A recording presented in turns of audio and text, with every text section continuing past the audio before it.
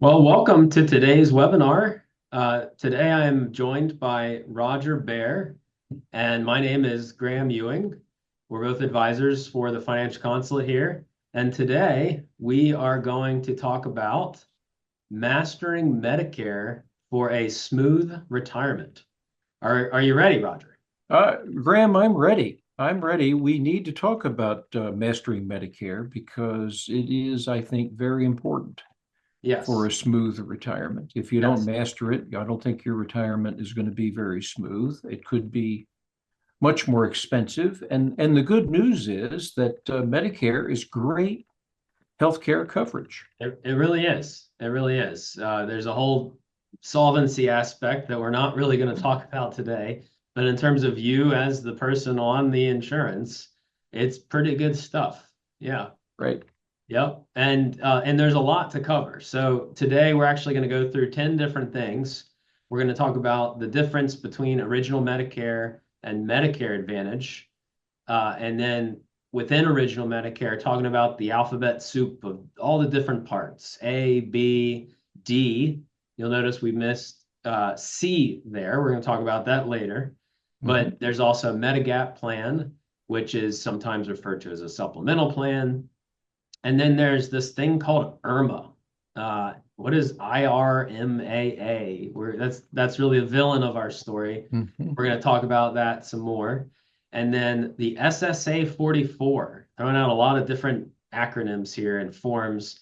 That's a form that's really helpful to fight against that villain, IRMA. We're going to talk more about that as well. And then what Medicare does not cover, and as important, the timing. How do you enroll in a timely way? What are the things you need to look out for? And then, of course, how do you actually get started?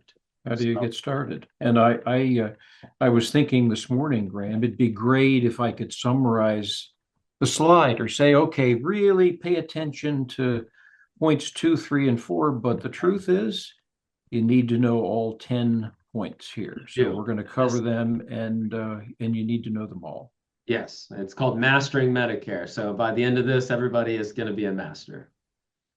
So jumping into the first slide, original Medicare versus Medicare Advantage. Number one, we try and make these slides, as entertaining as we can. So we've got Godzilla versus King Kong, and that really is the battle here. Original Medicare versus Medicare Advantage. Which one will win? Which one should win? And on the surface, Medicare Advantage looks pretty good. The first thing right off the bat, a lot of people like about it is that it's cheaper. There is no Medigap premium, which again is that supplemental plan we're going to talk more about. And there's no Part D premium, which covers drugs. But the thing here to know is that it's cheaper. It is undoubtedly cheaper. That's the main reason people go to it. Uh, but one of the other things is that there are some cherries on top. So it comes with, a lot of times, comes with dental coverage. It comes with vision coverage. These are things that people really like to have.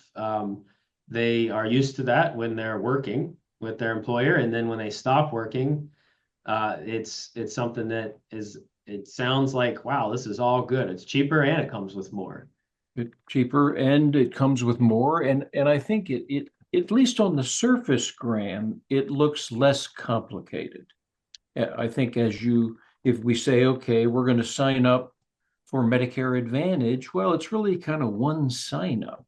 Right. And so folks can, if you will, get sucked into this, but we should talk about what the downside is, what the risks are. Right. And there's no graph or no graphic that could really explain it better than this. If anybody's ever seen one of the sheets, I am very, very sneaky, sir. And that is sort of what's going on with Medicare Advantage. It seems good on the surface, but in reality, Medicare Advantage is really pulling the strings here. And it becomes a little bit adversarial because the way that these companies make money is by really paying out the least amount in claims as they can. So if you need a surgery or you need something that uh, that is important, everything has to get approved. And because there's that adversarial relationship between the customer and the insurance carrier, it really can create some problems. And if you think of when you were working, or if you are still working, there are plans referred to as HMOs. And anybody that's familiar with an HMO, it's a managed form of care. You have to, it's mother may I at every step of the way. And then on top of that, not only is it managed, but you are in a network. You have to be inside of a certain network. So you can't necessarily go to any specialist you want to. You can't go to any doctor. It has to be within that network. And that, while cheaper, while it has some of these other cherries on top, it definitely can create problems as you get older and have more medical issues. Definitely, definitely. And I think you said it well, Graham. The insurance company is really having interests that are opposed to yours. They're trying to hold the costs of care down, and you want flexibility to get great care. Right. And it is akin to an HMO, much more restrictive environment. And I think most people would reject the HMO model. They want to be able to have much more flexibility and input Right. in their healthcare choices. Yes. And you can tell they make a bunch of money by the millions and millions of commercials that you get bombarded with by, there's Joe Namath on there. There's all these, celebrities that are saying, oh, you should sign up for Medicare Advantage. And around this time of year, that's why we're doing the webinar right now. This is when it happens. You'll see those commercials all the time. So the alternative is original Medicare. So enter Batman here to save the day. As we talked about, it is more expensive. But what do you get for that greater price, that higher price? But it's really less like Batman and more like the Avengers. We talked about the different parts. So what are they? So number 2 here, we'll talk about part A, Tony Stark, covering hospitals. So it is quote unquote free, but really this is just prepaid. You've been paying taxes into this your whole life. And there is no extra premium for this part of Medicare. Part B. Right, I like your, pardon me, Graham. I'm sorry. I like what you said. It's not, it's in quotes free. There's no such thing as a free lunch. And of course, we did pay, all of our working lives. Right. But lots of folks say, gee, if I'm not paying a premium, it's free. Well, newsflash, it's definitely not free. Not free, but it certainly is nice not to have to pay even more for a premium, I suppose. That we already prepaid. Right. That's right. Exactly. So part B here is what covers the doctors. So Thor here helps us with the doctors, and this costs $165 per month. This actually is a number for 2023. And in 2024, that cost is actually about $175. We're going to talk even more about those numbers here in a second. But this premium for Part B that covers doctors, it is higher for higher income households. And that's the IRMA that we're going to talk about on a later slide. But that is really important to know. So the premium is higher for higher income households. So far, Part A, hospitals, Part B is doctors, and Part A is in quotes free, Part B, $175 a month. And then on to Part D, skipping Part D, the Hawk. Part C. The Hawk is here to round out the team, and it looks like he is on drugs. Drugs, you read my mind. Yeah. Yeah, so he took something real special, I think. But this is this is something that you go and buy through a private company. And this year, right? Yeah, this year, 2024, some premiums cost, I've had some clients pay as little as 40 cents a month. And then others can cost, of course, a little bit more.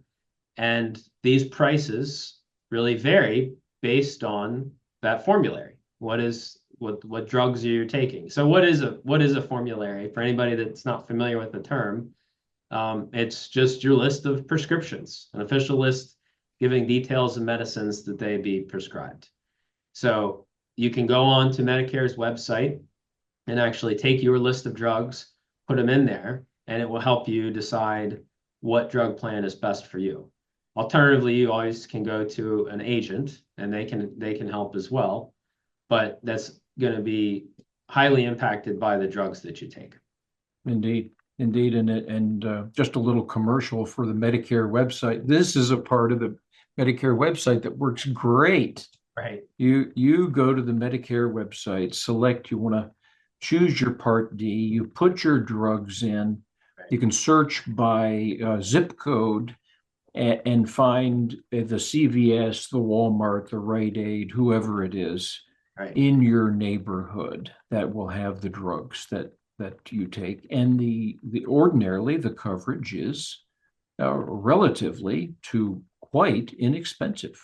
It is. And this next year, 2025, is a bit of a question mark because there was a law passed about 2 years ago that actually now caps, and I say now, but I mean in 2025, there will be a cap on out-of-pocket drug costs at $2,000 for the entire year. So that's great, that it helps on that end. There's definitely lots of clients who have lots of prescriptions that pay a lot of out-of-pocket costs on that side of things. But the big question mark is what's going to happen on the front end? What's going to happen to these premiums? I don't know that the 40 cents per month premiums will continue. So it's a bit of a wait and see type of deal here. But after Medicare Part D, talked about A, B, and D, and really the last piece of the puzzle here is Medigap. So original Medicare, Parts A and B, they cover about 60 to 80% of the expenses. And then there's the Part D that covers just the drugs. But the Medigap, they come in and pay really the rest. And to put a picture to it, it's really turning original Medicare, which is Swiss cheese, into cheddar cheese. There's holes and then there's no holes. And that is what Medigap is doing. It's plugging those holes. Indeed. Oh, go ahead, Roger. Well, I was going to say we could go into detail listing the gaps or the holes in Medicare coverage. There some of them are pretty unusual, pretty arcane, but the great news is not the good news. The great news is that Medigap coverage plugs most of those holes. And I believe that we have a chart which shows what the standard Medigap coverages are. Right. So not only before we start looking at this all these intricacies, we talk about the alphabet soup that's Parts A, Parts B, Parts D, and Medigap. But now there's a whole nother alphabet soup just for Medigap. So even within this Medigap option, you have option A, option B, C, D, F, G, all the way down there to N. And if you look at the check marks here, your eyes will kind of go to Part F, and you can see all those are covered. The Part B coinsurance, the Part A deductible, the Part B deductible. Well, Part F is actually no longer available. That stopped a few years ago. So the next best thing really is Plan G. It's G. You look just to the right there, and you can see it covers the exact same things except for the Part B deductible, which I think the Part B deductible is around $200, somewhere. It's really actually a modest amount. It is a modest amount. So you've got, again, the original Medicare the drug plan, and then this is covering pretty much everything except for that Part B deductible. So most times, not all, but most times we are recommending Plan G for clients in addition to those other parts of Medicare. Good. So what does all this cost? We talked about how it's more expensive. And on the whole, it's about $355 per month. We talked about Part A is free or prepaid. Part B is about $175 a month. Part D is $30 per month on average. This, again, is going to vary based on what drugs you take. And then you got Medigap, which is about $150. It varies state to state. A Plan G in Maryland is the same as a Plan G in South Carolina. It's regulated. The biggest difference between carriers is really the service that you're getting. But the cost is generally around $150. This is under normal circumstances. But next, we have the villain. Ursula, Irma, not exactly the same, but they're both bad guys here. We don't really like them. And Irma it stands for income related monthly adjusted amount. So what this means, if you look at this chart, I'm taking the cursor here now, 0 to 206,000. Most people really fall under this. In retirement life, most people fall under 0 to 206,000. But we have lots and lots of clients that go above that. So what happens if you go a single dollar above 206,000, you pay an extra $70 per month in Part B premium. And you pay an extra $13 per month in Part D premium. This particular client was between 258 and 322, and they're actually paying their $175 base premium plus another $175 for Part B and another $33 for Part D.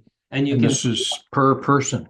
Per person. Per person. Per month, per person. This adds up really, really quick.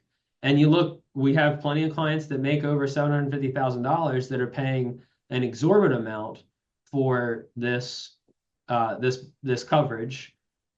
And there's really not a whole lot you can do about it if you're going to have income that is consistently at these levels. Indeed, indeed. So at the base level of coverage, or the base premium, really is what I should say, $355. That's a good deal. It's great coverage, very comprehensive coverage for a modest amount of cash on a monthly basis. However, if you make more money, you're going to pay significantly more. And more money specifically right here. You see where it says MAGI, that stands for MAGI. That's modified adjusted gross income. That's going to be on your tax return.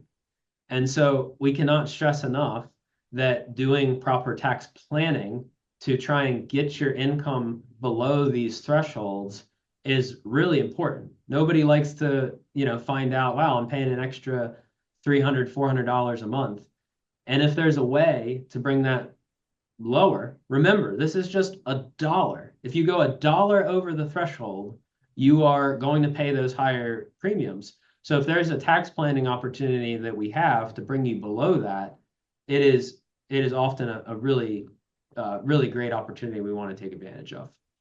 Well, and Graham, as you copied this chart out of Holistoplan, a piece of software that we use to assist clients in tax planning during the year to avoid the extra costs for Medicare, to avoid, as I like to say, dancing with Irma. Dancing with Irma. Yeah, there are better dancing partners out there than Irma. So there is a tiny amount of good news here. The premium is always based on 2 years prior. If you think about the most recent tax return the government has, it's always 2 years prior. If we were January 1st, 2024, We don't have the 2023 tax return yet because you don't finish it till March or April 2024. So you really just have 2022 tax return to decide what 2024 should be. So there's always that 2-year lag. But a lot of times when people are retiring, they have some pretty big changes in their life. They've stopped working. Their income's completely different. Maybe they made $500,000 that in the 2022 timeframe, but they retired in 2024 and they have no wages anymore. It's completely different. So you can actually fill out a form called SSA 44 to say, don't look at my premium don't look at my income from 2 years ago. Look at my income from today. And there are certain triggers that allow you to really challenge it to Medicare. And the reasons are, well, if you got married and there's a change, if you got divorced, or if you had the death of a spouse. A big one as it pertains to retirement is this one right here, work stoppage. And then in a similar vein, there is work reduction. There is loss of income producing property. There's loss of pension income. And then there's the employer settlement payment. The two I've highlighted in yellow are the most common. So if you have stopped working around 63, 64 or later, you really want to be looking into this SSA 44 form to see, can I bring my premium lower in Medicare because my income has changed significantly? Yeah, no matter how much money somebody is making in earned income, it's almost inconceivable that their income wouldn't decline in retirement. Thus, you can use the SSA 44 to appropriately align your Medicare premiums with your current income, as opposed to the income which looks back to when you were working. Exactly. So if you think this applies to you and you're not sure, definitely reach out to your advisor to talk about this. Ideally, you do it in advance. We can talk about it and really get ahead of it. But what's next here? What Medicare doesn't cover? So a lot of people have dental insurance while they're working, but Medicare doesn't cover dental insurance. The same applies for vision. So talking about these two before I get to the third one, people think they need dental insurance, people think they need vision insurance, and there's benefits to them, but we have to realize is that dental and vision work very differently than health insurance or medical insurance.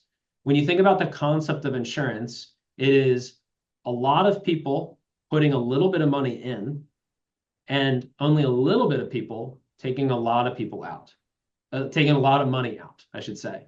So everybody's paid, 100 people pay $1 premium, there's $100 in there, and you only have 2 people that took $50 out of that bucket. That works. That concept works. But for dental and vision, if you think about that, there's a lot of people that might put some premiums in there, but there's also a lot of people that take money out, whether it's obviously cleanings or whether it's fillings or just obviously the cavities that require the fillings. There's a lot that comes in there. And if you look closely at both your dental and vision coverage, there is almost always a max limit. Many of them are like $2,000 is the most that it'll pay. Well, what's the point of that? If you've got $50,000, $100,000 sitting in a bank account, you can self-insure that. What we want to insure against are those big financial catastrophes. You got some type of disease that caused hundreds of thousands of dollars or tens of thousands of dollars of care. That's where insurance is really, really important. So we tell clients, sure, if you want dental and vision, great, but it's not devastating to just self-insure those two things. Right. It's not that we're saying don't go to the dentist. We're saying we think you can pay for it. Right. Exactly. Definitely go to the dentist. Got to go to the dentist. However, yes, there is another risk which there you're going to is put on the screen. long-term care insurance. And this gets confusing because people think, Medicare covers this. And it does and it doesn't. It covers a very short period of time. Often when you are actually in the hospital, a lot of times if people have fallen and they need some kind of rehabilitation, that's where long-term care can come into play. But it really, between Medicare and the Medigap, it really only covers about 100 days of assistance here. But beyond that, Medicare does nothing for this. If you want to cover long-term care with insurance, you need a whole separate policy, like a long-term care insurance policy, because Medicare does not cover it. Very important to realize. Medicare does not cover long-term care stays. And this is an area which requires an independent appraisal of your risk. Right. Whether you need insurance, what's your what I like to call what's your late retirement plan. But importantly, Medicare is great coverage, but does not cover long-term care stays. Right. Exactly. So the timing of all of this, you've got 3 months before you turn 65. And if you turned 65 in April, then you really want to get this process started on January 1st. So it's the 3 months before. You technically can also still apply 3 months after you've turned 65, get the coverage retroactively. But if you are retired or you know you're going to be retired at 65, then starting that process on January 1st, 3 months before, is the way to go. And if you don't sign up, you pay a penalty. You do. Every month. You pay more for Medicare every month for the rest of your life. Yes. So they kind of bend over backwards, giving you 7 months. Right. 7 months to enroll. Right. And we would never wait till after you're 65. Right. You need to, as the diagram says, as your chart says, hey, come on, let's get you signed up really quick. And getting signed up is easy, which we're going to talk about on the next slide, I think. We are. And one thing to point out with this, I kind of glossed over a little bit, but I said, if you're retired, if you are still working and you have qualified coverage, then you don't have to enroll on Medicare immediately. You could work until you're 75 years old, and as long as you have qualified coverage through your employer, you can still just be on that plan. It's once you are retired that you really have to sign up for Medicare. And qualified coverage is very specific. An easy way to look at it is that if you have an employer that has less than 20 employees, most times the coverage that you have does not count as qualified coverage as it pertains to this. But if you work for some big company that has 20 or more employees, then most times that does count, and you do not have to get enrolled into Medicare until you truly have retired. So, but under normal circumstances, how do you get started? And as Roger said, it's pretty straightforward.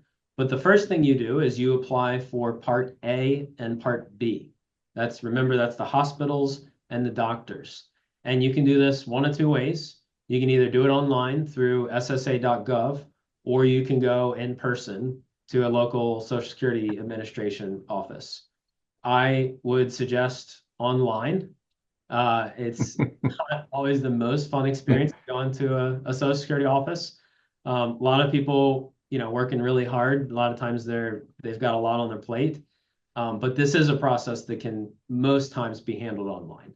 And on top of that, this is a process that we often help clients through. So if you ever needed help, getting into Social Security's website and going through all the prompts to get you signed up for Parts A and B, you're welcome to reach out to your advisor.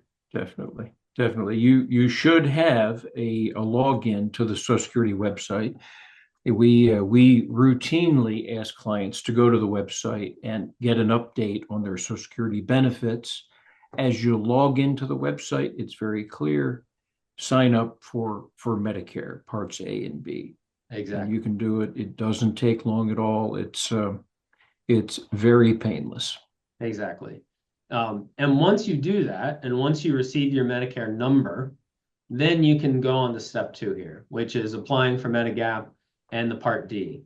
You technically can get these directly with the carriers, but there's no additional cost to just work with an agent to get these. We work with a fantastic agent who helps our clients get enrolled into these.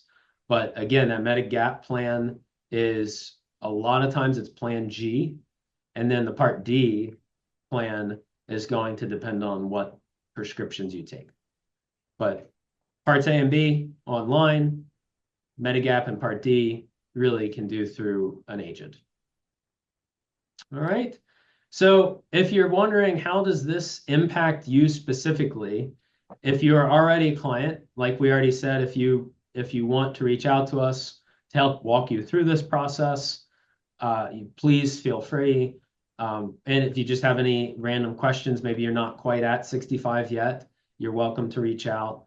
And if you're not a client, if this has been shared to you by one of our clients and you're getting close to that Medicare or retirement age, you're welcome to visit our website, financialconsulate.com. If you scan that QR code there, it actually is a way for you to schedule an appointment to ask any questions that you have about Medicare or just retirement overall.